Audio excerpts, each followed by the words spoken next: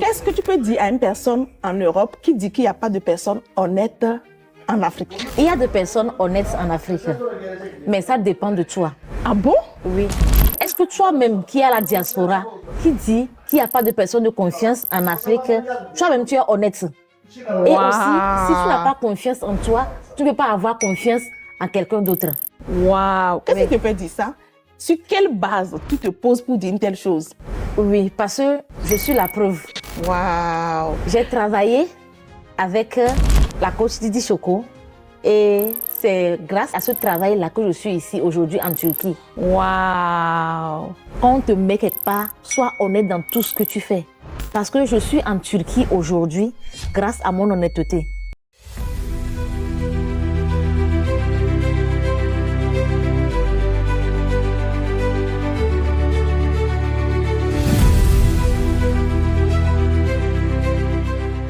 Bienvenue sur la chaîne des entrepreneurs audacieux. Ici, on ose, on crée de la richesse afin de pouvoir remplir notre compte bancaire. Aujourd'hui, je suis en Turquie et je veux juste te dire que j'ai décidé de faire cette interview pour pouvoir aider une personne qui est de la diaspora et une personne en Afrique qui a des difficultés aujourd'hui à pouvoir prospérer. Alors, je reçois une femme que j'ai eu la chance de côtoyer et être transformée grâce naturellement à mes vidéos sur les réseaux sociaux. Tu me suis de quel pays? Mets ton pays dans les commentaires, partage la vidéo. Donc, je voudrais vraiment à cœur ouvert qu'elle partage son expérience avec toi sur cette chaîne. Abonne-toi, partagez cette vidéo à toutes vos sœurs, vos cousines qui sont en Afrique. Et si tu es en Afrique, tu regardes la vidéo, n'hésite pas à partager ça avec une autre personne parce que ça va vraiment changer son état d'esprit. Ici, c'est l'audace, mais on est dans la transformation personnelle, le développement personnel d'un autre niveau. Alors, bonjour. Est-ce que tu peux te présenter? Qui es-tu exactement? Je me nomme Assia, l'assistante de Didi Choco.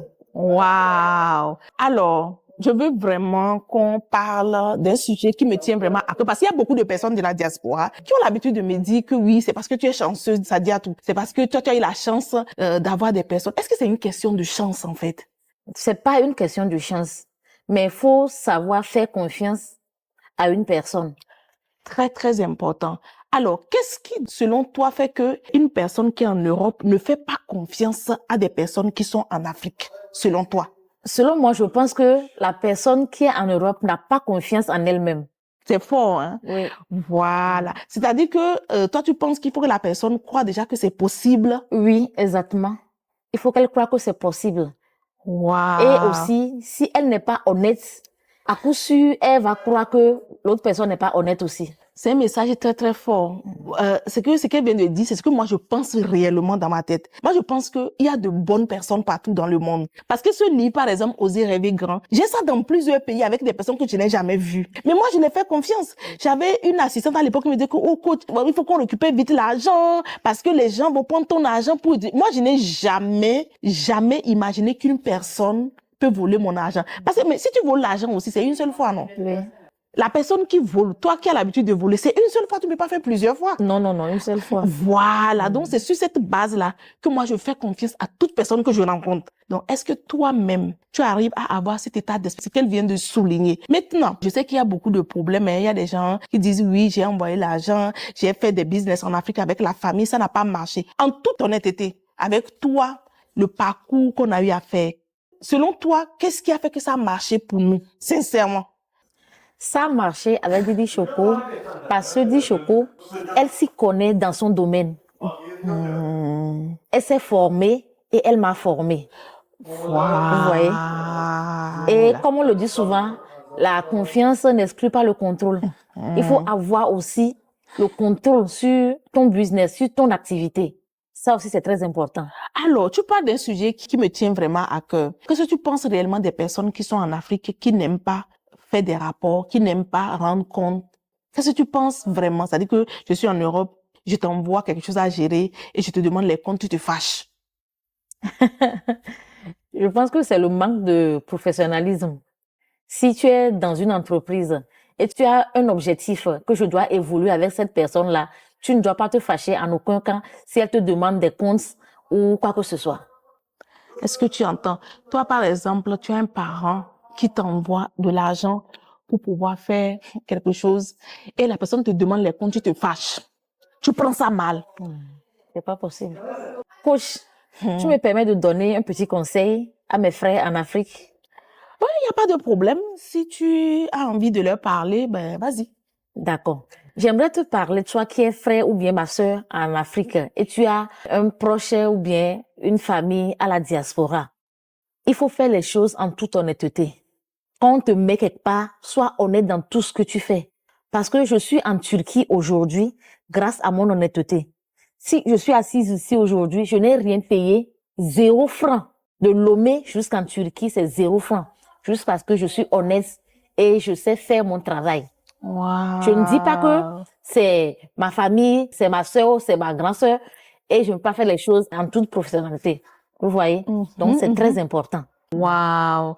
C'est un message fort, hein. Ce message qu'elle vient de passer, j'espère que tu pourras le comprendre et changer le cours de ta vie. Tu sais, toi qui regardes cette vidéo, tu as un parent qui est en Occident, qui a envie de mettre les choses en place en Afrique. Mais le problème, c'est que tu ne fais rien pour que la personne te fasse confiance. Vous savez, je vais raconter un peu l'histoire avec Asia. J'ai commencé par vendre des déodorants et je lui envoyais des déodorants. Je lui envoyais des déodorants et elle distribuait les déodorants. Mais moi, il y a quelque chose qui m'a vraiment marqué. C'est là que j'ai compris que je pouvais la faire confiance. C'est-à-dire qu'à l'époque, elle avait loué quelque part et elle n'arrivait pas à payer son loyer. Mais dans la main, elle avait mon argent, plus d'1 million. Et elle n'a pas eu l'idée d'enlever dans l'argent pour payer le loyer.